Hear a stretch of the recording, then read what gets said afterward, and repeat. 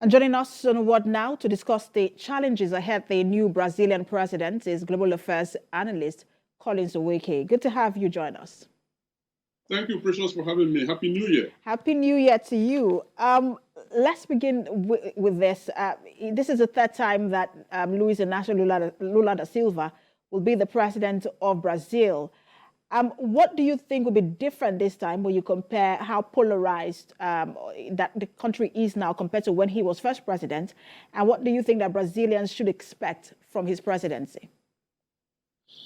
Well, I believe that essentially Brazilians are set to, return to their humanity because that is what Lula's previous 2 terms as president actually epitomizes. Now, let us not downplay the challenges ahead because in the last 4 years, when Bolsonaro, the far-right president, was in charge of Brazil, quite a lot of things went wrong, among which is lack of inclusion, an economy that actually benefited just 1% of the population, whereas the other 98 to 99% were, suffering, resulting in the creation of a poverty level that affects at least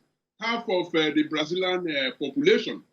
Now, we know that the Lula economic principles are based on attending to the needs of the poor people. But in the time that he was president, for 2 terms, there was this, commodity boom, which he used to, beef up the economy and lifted quite a lot of people out of poverty. Now, the scenario, the reality is different this time around. So he's faced with a daunting task of rebuilding a collapsing economy, collapsing in terms of not benefiting the vast majority of people, and then uniting the country behind him. Those are 2 very serious issues that he has to deal with, and we're waiting to see how exactly. There are signs of how exactly he wants to do that, but we cannot underplay the seriousness of what is facing him. Mm. And you mentioned earlier about issues around poverty. We actually saw him sobbing when he was talking about Brazilians who are now begging for money in traffic. But he also talked about Brazilians returning to humanity. I'm not sure if everyone in Brazil is returning to humanity. One man was arrested trying to enter the inauguration area with a knife. We've seen Brazilians camping in front of the army barracks, asking the army to stage a coup and remove Lula from office. He has talked about building a Brazil for all. How easy will that task be for him?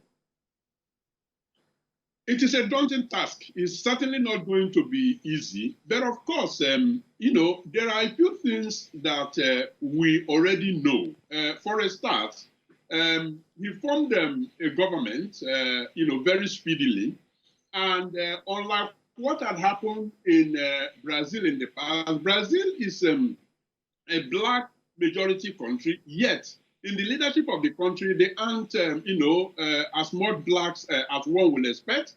And then the women are also very much marginalized. Now, what we have seen in his cabinet is one that more or less represents Brazil in the sense that 11 women out of the 37, which is unprecedented, are already in the government, and more black people than ever before are holding them, some position, maybe not so significant.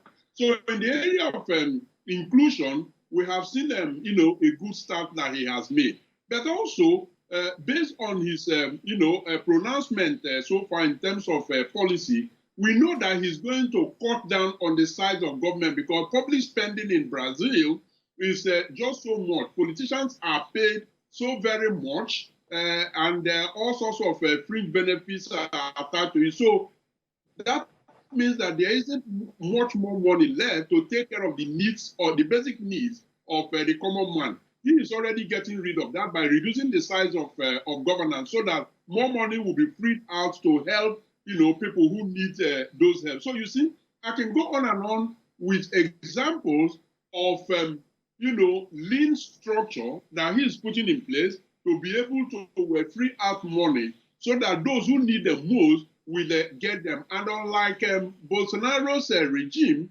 where they concentrated more on making the rich people richer and the poor people poorer, Lula has shown indications of making a loan for SMEs much more attractive, less cumbersome. That way, a lot more people can access funds to be able to, set up or build up their businesses and therefore keeping the economy running. So he has some very, very good plans. One can only hope that, those that are actually, loyal to the immediate past president in parliament will allow him the space to be able to, achieve all that he has planned to achieve.